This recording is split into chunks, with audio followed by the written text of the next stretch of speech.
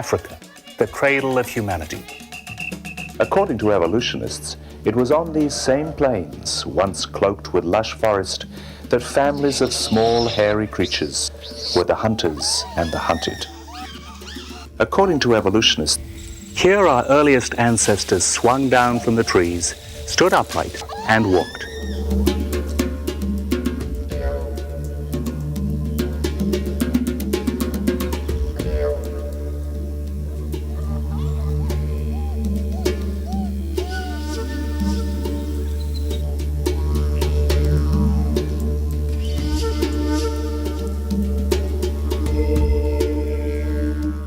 They were hairy animals, tree dwellers with a long tail and pointed ears. So imagined Charles Darwin more than a century ago as he pondered the question of our origin. According to Charles Darwin, our earliest ancestor was a hairy quadruped, furnished with a tail and pointed ears, probably arboreal in its habit. the fossils of our supposed human ancestors, sometimes only tiny bits and pieces of bone and teeth, leave a lot to the imagination. There's a lot of disagreement among experts over what differentiates a fossil ape from a human ancestor. Interpretation of the evidence depends a lot on which worldview you accept, creation or evolution. Being medically trained, the subject of human origins, the anatomy of our alleged ancestors, it's always been of great interest to me. I think I became an evolutionist at the age of 10 when there was this glossy magazine spread because Zinjanthropus, or nutcracker man, had been found. Here's what he looked like, and so how could anybody deny it? But by the time I switched faith, which was some 15 years later, Nutcracker Man had already faded out of prominence, and today it's fair to say that nobody believes he's an ancestor anymore. Evolution is it's a powerful world and life view that I think fills a very deep need in some people. In reality, there is a legitimate way of looking at the alleged ape man fossils, which I think does less violence to the facts and is right within the context of Genesis. And today, if you put together all the facts about this variation in the fossil creatures, fossil apes, fossil humans, you can show that every one of the star exhibits for these in-between forms, these alleged ape men, just fails to measure up.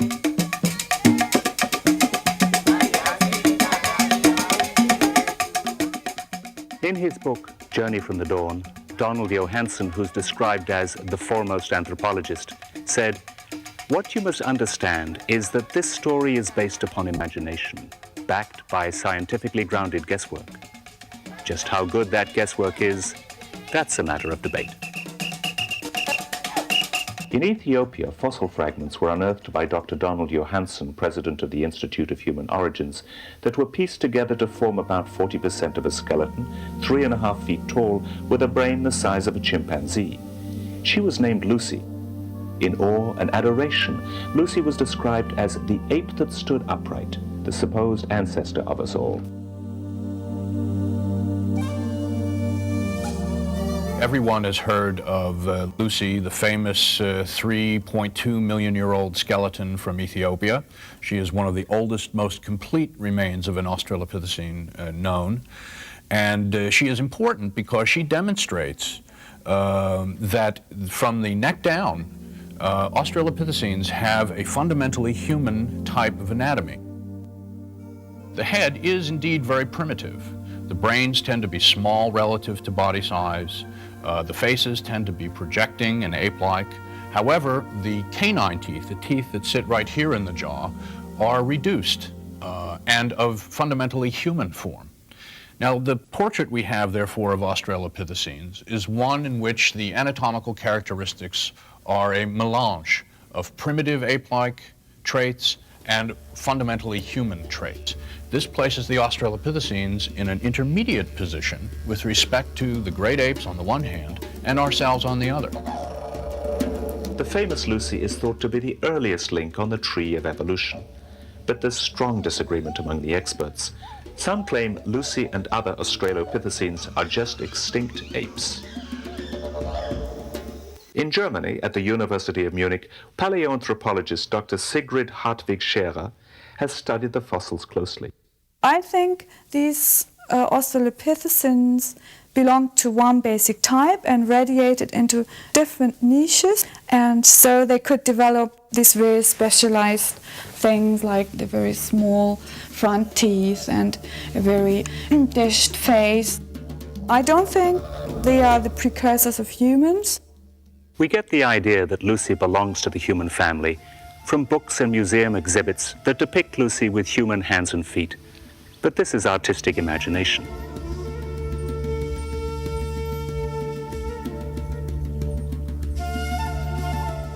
The hypothetical evolutionary tree is conventional wisdom, but there's disagreement among the experts, and many dissenters are skeptical of the ape man claims. British science journalist Richard Milton is convinced that Lucy does not belong on the human family tree. Darwinists say that the missing link is Australopithecus. The famous Lucy skeleton is the best known example of Australopithecus. Lucy has been restored in museums around the world to look like a human ancestor. She's usually given an ape-like face and a human-like body with human hands, human feet. The truth is that Lucy's bones are actually those of an extinct arboreal ape. The hands and feet are those of a tree-dwelling creature. Many anthropologists who've examined Australopithecus remains have come to the conclusion that it's nothing more than an extinct ape. We can see in Lucy's pelvis, we can compare it to the pelvis of a human and show that Lucy walked just as we do, with a striding gait, an upright gait, and unlike any creature on Earth. These are very primitive ape-like creatures. But in contrast to the view of creationists, they are not apes. And the reason we know they're not apes is because they walked exactly like we do. The shape of the pelvis can give some idea of the locomotion of an extinct creature. But Lucy's pelvis was badly crushed, so it was reshaped from 40 tiny pieces.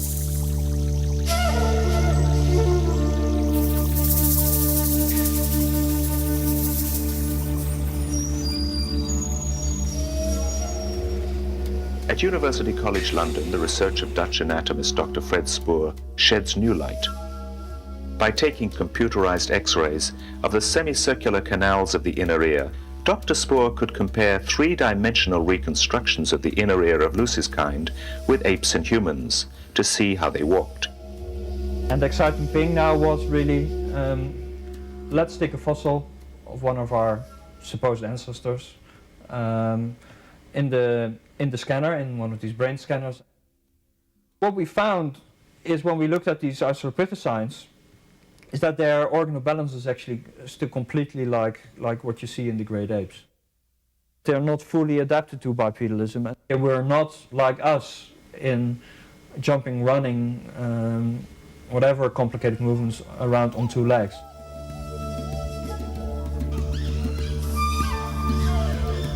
At the University of California, Santa Cruz, evolutionary anthropologist Dr. Adrian Zillman has shown that Lucy's skeleton is very similar to a pygmy chimpanzee. When you look at the skeletons, you see the tremendous similarity. What we don't know is the flesh that goes on the bones. The problem with the fossil record is that it's very fragmentary. You may have an isolated bone or two. You may even have part of a skeleton. But you don't have the information to really evaluate whether you're dealing with variation within a species or variation between species. We need real data, and we need to limit our imaginations, because when you're trying to imagine what something looked like if you don't start with the bones, is that it ends up being pure speculation.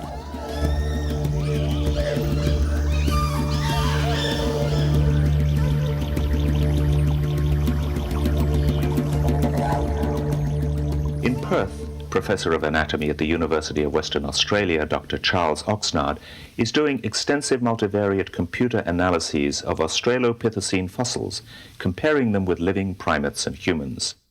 He found that Lucy's kind have characteristics which are distinct but not intermediate between apes and humans.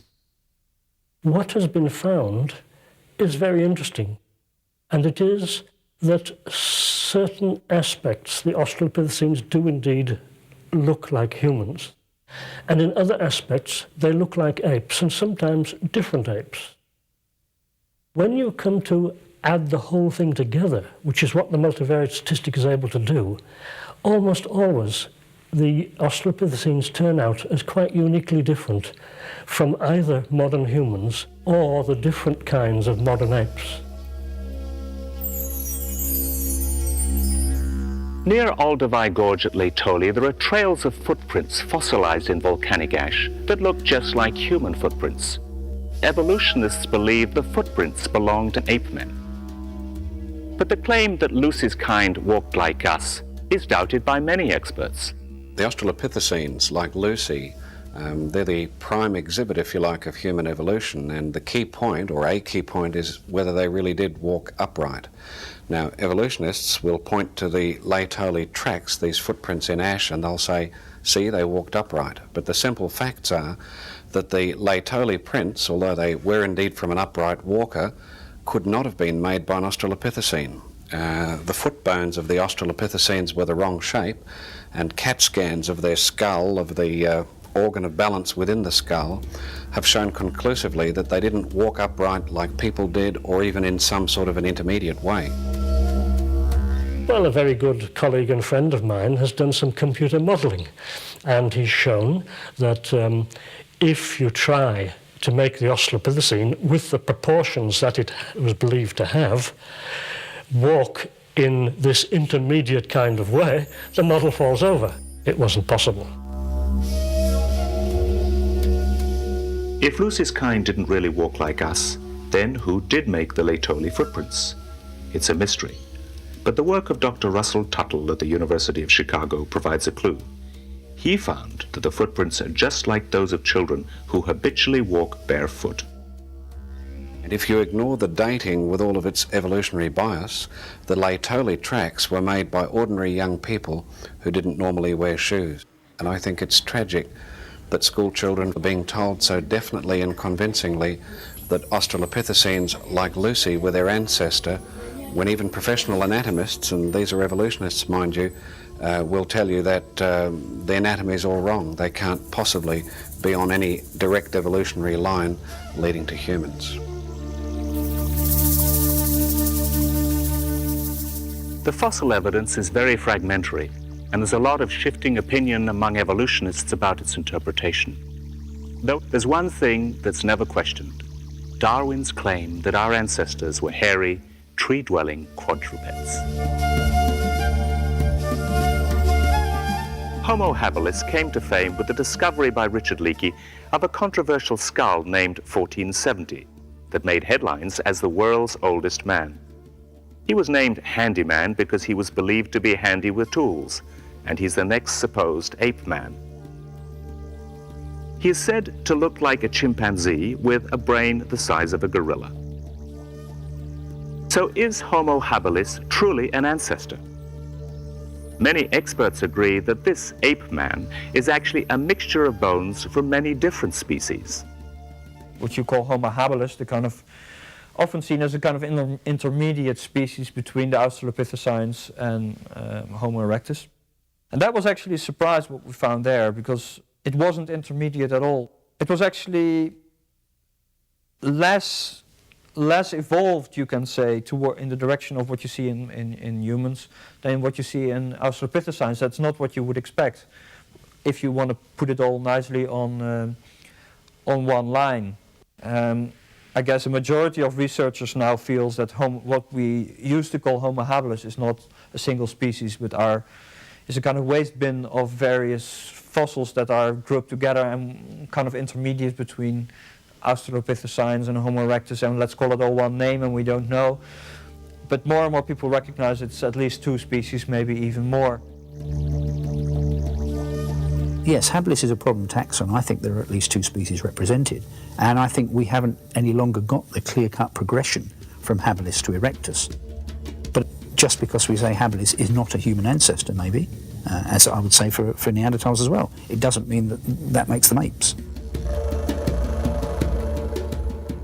Some of these reconstructions are really based on very scrappy fossil evidence. For example, in this one, which is so-called Homo habilis, the parts that were found were just these dark areas here, and the lighter areas, you see all of that area, for example, there was no bone found here for that one. That's just been reconstructed and filled in. And so many evolutionists, it's no surprise to find, are now saying, well, there's really no such thing as Homo habilis, it's just a phantom taxon, a false classification, and that many of these were probably things like Australopithecines that have simply had the wrong label put on them. And as we've already seen, Australopithecines, by the work of evolutionists themselves, do not really qualify as human ancestors. And what does that leave us with? Homo erectus. And we would say Homo erectus were just people.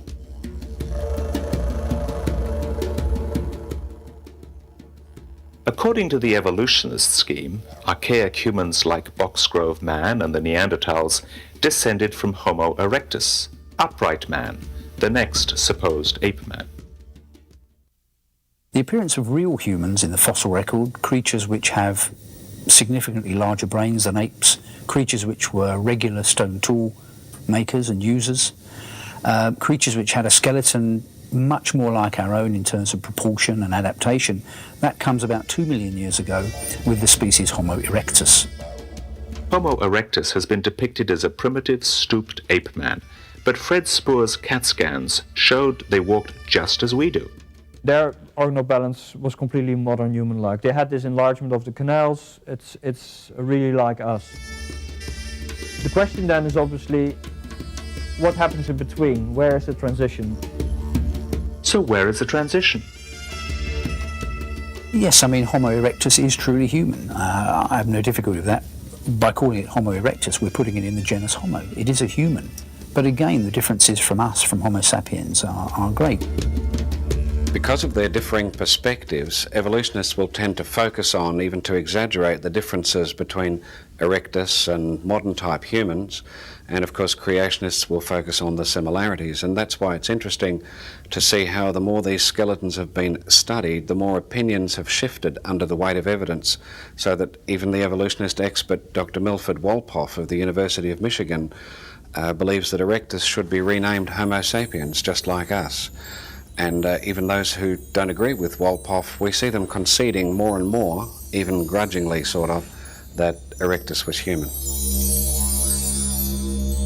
A controversial Hall of Fame portrays our supposed evolutionary heritage, but our ape-man ancestors look more like a rogues gallery, plagued by a history of misidentification of fragmentary fossil evidence, with ape-men reconstructed from the remains of apes, pigs, and even a dolphin. Despite the uncertainty, the story of human evolution, with its gallery of disputed ape men, is taught as fact in schools and museums. Science journalist Richard Milton agrees with creationists that the fossils are either apes or true humans dressed up as ape men. As well as arguments over interpretation, we've had also cases like Piltdown Man, which was, again, a simple fraud. There was the case of the early American ape man, which turned out to be an extinct peccary or pig-like creature. So the whole history of the missing link really has been a rather sorry history as far as science is concerned. It's been a mixture of fraud, a mixture of error, a mixture of misinterpretation. The most notorious ape man, Piltdown Man, was hailed as the first Englishman for 40 years until it was recognized to be a fraud. The skull of a human combined with the jaw of an orangutan, artificially colored with its teeth filed down.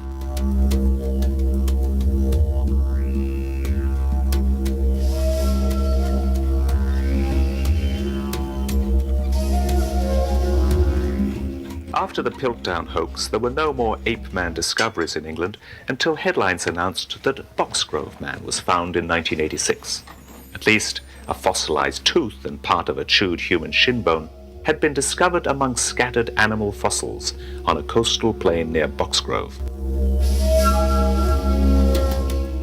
Dr. Mark Roberts directs the excavation. Well, we found here, despite the masses of archaeology and butchered bone, only 2 pieces of human bone or material from 2 individuals. Firstly, we found a tibia, a shin bone, and then we found 2 teeth. We've been able to ascertain from the tibia that this was a large individual. That's why we call it Boxgrove man, because we assume that it is a male through the sheer size of the bone. Was he a stooped, hairy ape man, as many people consider Neanderthals and their ancestors to be? Well, the answer, I think, is an emphatic no. Hairy? Well, they may have been a bit hairy, but stooped, no.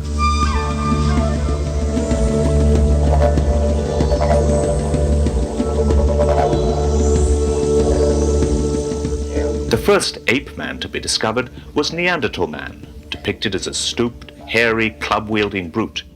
Over the years, as more skeletons were discovered, the Neanderthals were found to be truly human, with larger brains than ours and a sophisticated culture.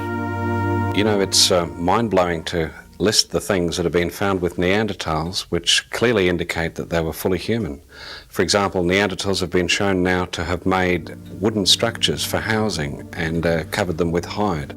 They've found 5 types of musical instruments. They found that they've traded in jewellery and that they've built complex structures 1 mile underground. And they've found wooden spears finely balanced like today's throwing javelins. The body would have been short and wide, very thick set, very large brain, bigger than the modern average. This double-arched brow ridge over the eyes, again, that would have been very distinctive, so the eyes would have been set under that very strong brow ridge. The big nose, and at the front, very heavily worn teeth. Recognising human, walking upright, no bent knees, not got arms and hands that scrape on the floor. And if you look here at these computer reconstructions, which were also featured in National Geographic, from the actual skulls, without the usual bias of making them look hairy or ape-like, just using modern forensic methods, then here's what they could have looked like, just as human as the people next door. Most evolutionists deny the possibility of any supernatural intervention in our lives. We're just naked apes. No destiny, no purpose. No more than animals without soul or spirit. Evolutionists recognize that there is no clear-cut progression from early ape men to modern humans, but they don't question the assumption that evolution somehow did occur. Paleoanthropologists who study the human fossil record can risk careers and research funding if they don't accept the conventional evolutionist model of human origins. In Germany, at the University of Munich, one expert on human fossils dares to disagree. The framework which I base my science on is that one written in the Bible. I believe that God created in basic types, that these basic types diversified when they had to repopulate the earth. According to the Genesis model of origins, almost all life on Earth was wiped out in a global flood about 5,000 years ago. The survivors repopulated the Earth. You have a succession of forms, and this could be explained by different migration behaviors. Migration of animals happened more quickly than human migration, so ape fossils are typically found below the oldest human fossils. Creationists believe the human fossils belong to the early descendants of Noah's family, many of them cave dwellers attempting to survive in a hostile world. Science journalist Richard Milton. The key aspect of Darwinism, as far as we're concerned, is the question, where did we come from? Darwin's answer is that we and modern apes have evolved from some common ape-like ancestor millions of years in the past. Well, this conclusion really isn't borne out by the evidence. What's happened is that the theory has required a missing link, and workers in the field have offered us lots of skeletons as being missing links. What's happened in every case is that once the headlines have died down after the announcement of discovery, serious researchers have investigated the finds, and they've found that either the fossil in question was an extinct ape or it was an extinct human. There are disputes and there's confusion over casts of skulls reconstructed from bits of bone. Some evolutionists themselves are convinced that Australopithecines are not human ancestors. Lucy is just an extinct ape. Many experts recognize that Homo habilis is a waste bin of various species and not a valid category. And evolutionists agree with creationists that Homo erectus, together with other ancient human forms, are distinct variants of true humans. So where are our ape men ancestors?